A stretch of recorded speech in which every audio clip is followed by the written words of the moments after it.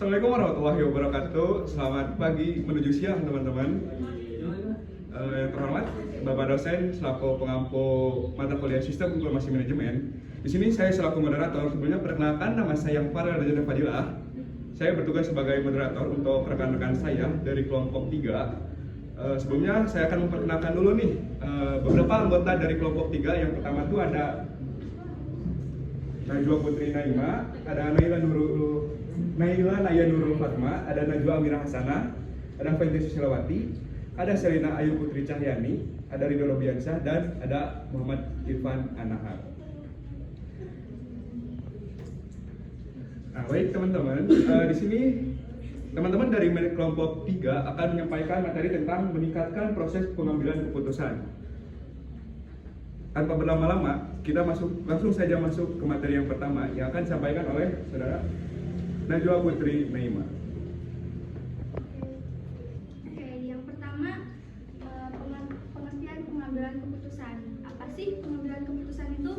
Pengambilan keputusan adalah proses memilih tindakan terbaik di antara alternatif yang tersedia.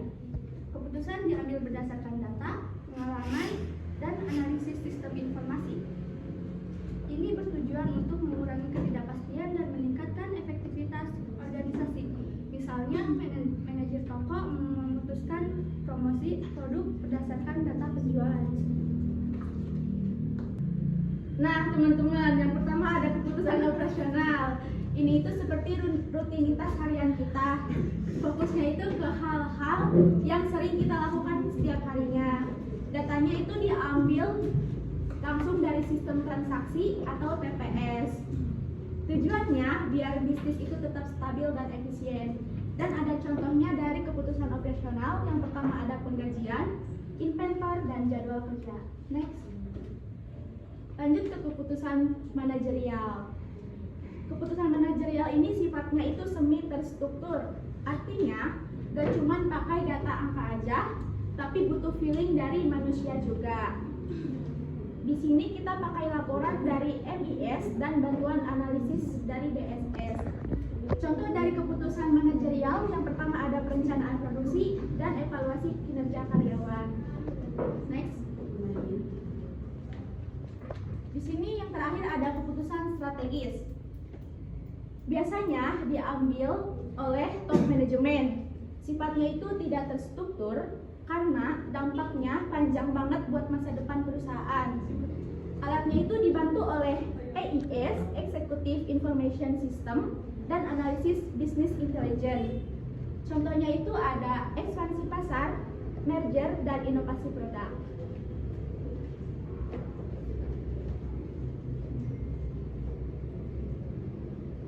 Nah, berikutnya untuk pengambilan keputusan dalam sistem informasi. Yang pertama ada Transaction Professional System atau TPS. Nah, sistem ini sistem otomatis yang digunakan untuk menangani data transaksi harian bervolume tinggi. Contohnya sistem kasir atau reservasi, mengutamakan kecepatan dan akurasi. Sistem ini menyediakan data mentah untuk sistem SI lain seperti MIS dan DSS. Berikutnya ada Management Information System. Sistem ini menyajikan laporan rutin dan ringkasan data dari TPS untuk mendukung keputusan manajerial dalam perencanaan dan pengawasan. Output yang dihasilkan dari Management Information System ini berupa laporan bulanan, laporan inventory, dan performa departemen, berfokus pada efisiensi dan kontrol organisasi. Kemudian ada Decision Support System atau DSS, mendukung keputusan semi terstruktur dan kompleks menggunakan model matematis, simulasi, dan analisis data untuk membantu manajer mengevaluasi alternatif solusi seperti prediksi penjualan, analisis risiko, dan perencanaan investasi. Yang terakhir ada Executive Information System atau EIS. Sistem ini memberikan informasi strategis kepada eksekutif puncak dengan menampilkan data ringkas seperti grafik tren dan indikator kerja utama. contohnya dashboard CEO, untuk memantau kinerja perusahaan secara real time, dan untuk mendukung pengambilan keputusan strategis jangka panjang.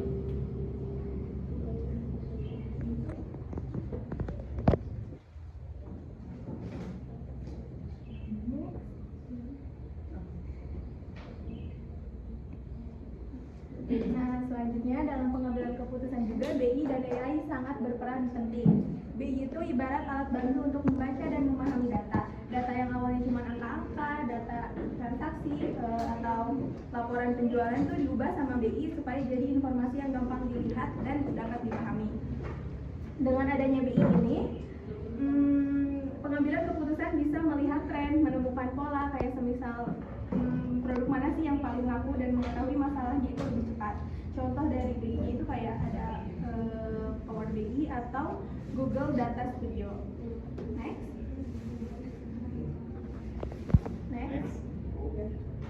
Nah, kalau BI itu fokus pada menganalisis data, maka AI lebih berpikir memprediksi secara otomatis.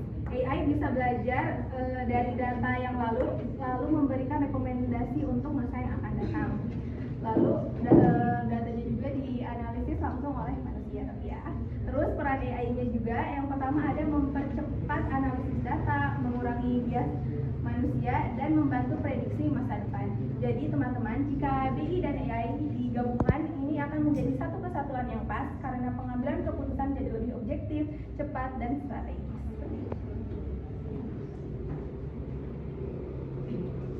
Oke, lanjut kita bahas ke model pengambilan keputusan. Ada 4 tahap. Jadi yang pertama ada tahap intelijen, itu mengidentifikasi masalah. Kemudian tahap kedua itu ada design, yaitu membuat alternatif solusi. Dan tahap yang ketiga itu ada choice, itu memilih solusi terbaik. Kemudian yang terakhir ada tahap keempat itu implementation, yaitu menerapkan keputusan yang dipilih. Jadi kita bahas satu-satu ya teman-teman. Next. Nih, untuk tahap yang pertama itu intelijen. Pada tahap ini merupakan tahap awal pengambilan keputusan, yaitu saat organisasi menyadari adanya masalah atau peluang berdasarkan data yang tersedia. Jadi pada tahap ini dilakukan analisis terhadap penyebab serta dampak potensial dari masalah yang muncul seperti penurunan penjualan atau meningkatnya keluhan pelanggan. Kemudian hasil dari tahap ini adalah berupa rumusan masalah, bukan solusi. Makanya ini berlanjut ke tahap kedua, yaitu desain. Lanjutkan. Nah, untuk tahap ini berfokus pada penyusunan berbagai alternatif solusi dengan menggunakan metode seperti simulasi, model matematis, atau brainstorming. Yang tujuannya adalah menyiapkan beberapa opsi tindakan, misalnya pemberian diskon atau perbaikan layanan. Kemudian ada tahap ketiga, yaitu untuk tahap ketiganya itu choice.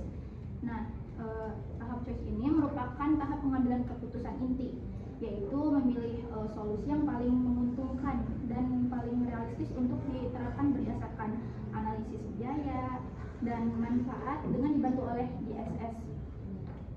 Contohnya yaitu memilih strategi promosi digital karena menghasilkan proyeksi penjualan tertinggi. Untuk hasil dari tahap ini berupa keputusan yang siap untuk diterapkan di tahap keempat. Nah, selanjutnya untuk tahap keempat itu implementasi. Ini tinggal kayak kita mengimplementasikan atas solusi yang sudah kita tentukan di tahap 3, yaitu choice. Jadi pada tahap implementasi ini keputusan tidak berhenti pada perencanaan, tapi benar-benar menjalankan keputusan yang telah dipilih dengan menyusun rencana pelaksanaan, penjadwalan, serta monitoring hasil. Kemudian untuk contohnya itu meluncurkan kampanye promosi selama 3 bulan dalam perusahaan. Kemudian pada tahap ini juga dilakukannya evaluasi untuk penilai efektivitas keputusan yang telah diambil. pada kasus kopi kenangan. Pada kasus ini kopi kenangan mengalami penurunan penjualan di beberapa cabang yang ada di Jakarta. Setelah dianalisis, penurunan itu terjadi karena jumlah pelanggan muda mulai berkurang. Jadi kopi kenangan perlu strategi yang lebih baru dan sesuai dengan tren sekarang. Sebagai solusinya, digunakan DSS untuk menganalisis data pelanggan dan melihat pola serta tren konsumsi mereka. Selain itu, strategi BI yang diterapkan adalah membuat dashboard interaktif supaya penjualan bisa dipantau secara real time dan keputusan bisa diambil lebih cepat.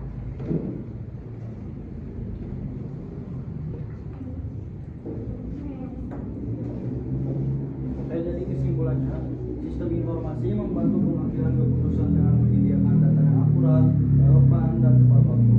Dengan dukungan sistem informasi, keputusan dapat diambil secara lebih objektif, efisien, dan strategis. Dan dengan sistem informasi yang andal, organisasi dapat membuat keputusan yang lebih cerdas, responsif, sehingga dapat membuat peluang untuk bertumbuh dan berinovasi.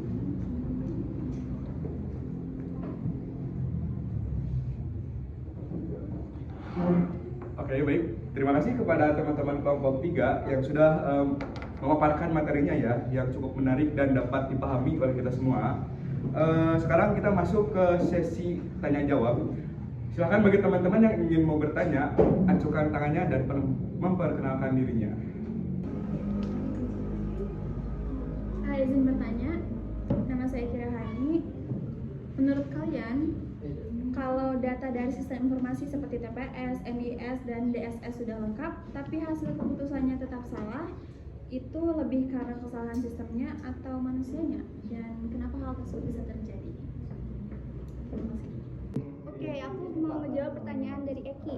Walaupun data dari TPS, MSI, atau DSS sudah lengkap, keputusan bisa tetap salah kalau manusia salah menafsirkan data, bias, kurang paham konteks, atau memaksakan kepentingan tertentu.